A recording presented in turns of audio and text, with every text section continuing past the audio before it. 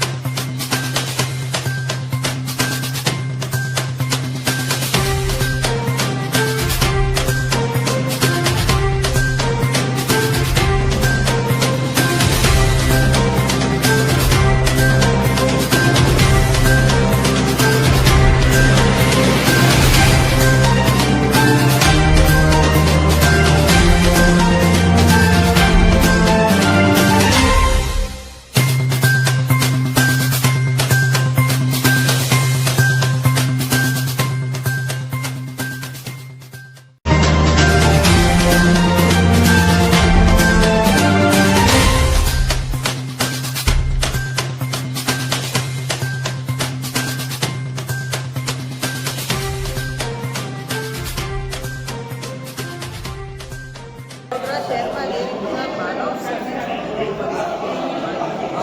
ત્રણ દિવસ લોકોના ઘરોમાંથી પાણી નથી નીકળ્યા।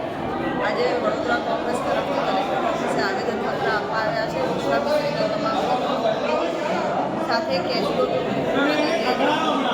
તમામને કમ્પન્સેશન આપવાની માંગણી સાથે આજે આવેદન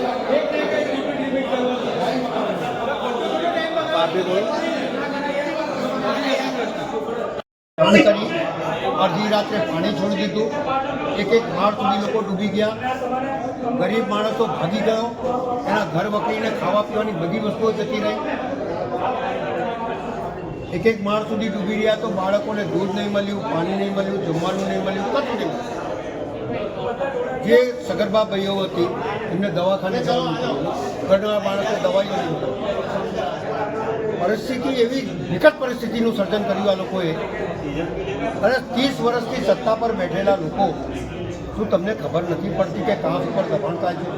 એનો મતલબ એ થયો કે તમારી મરજીથી દબાણ થયા છે, અને તમારી મરજીથી દબાણ થયું છે તો આ હોનારતો થઈ છે। આ હોનારતના જવાબદાર બી તમે ભાગ રૂપે પૈસા આપવા જાઓ છો, કેશ જાઓ તો 100 રૂપિયા।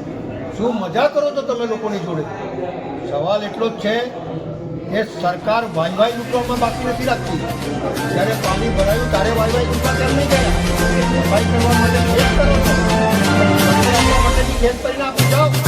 અને જે રીતે ડૂબી ગયા તે લોકો 11 માણસ મરી ગયા છે, ગાંધી ખેત કરીને જાઓ કે અમે ડૂબાડ્યા છે, અમે મારી નાખ્યા છે, અમે ડૂબા માર્યા છે।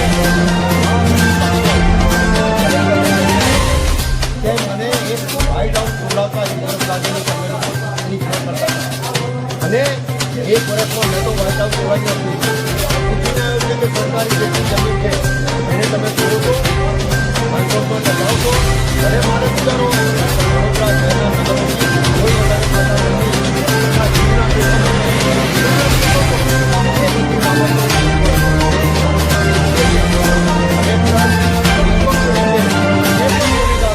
એમનો પર સજા કરે, બિલ્ડરોની ઘડાઈ બિલ્ડિંગો તોડે, સરકાર જ નિયમ બનાવે છે કે 30 મીટર સુધી કોઈ બાંધકામ નદી પર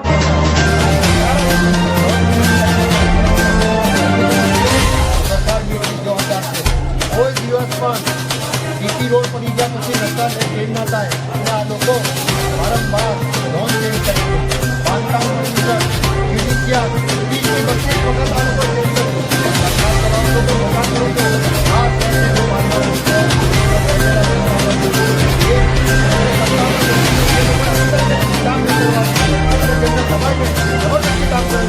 બધા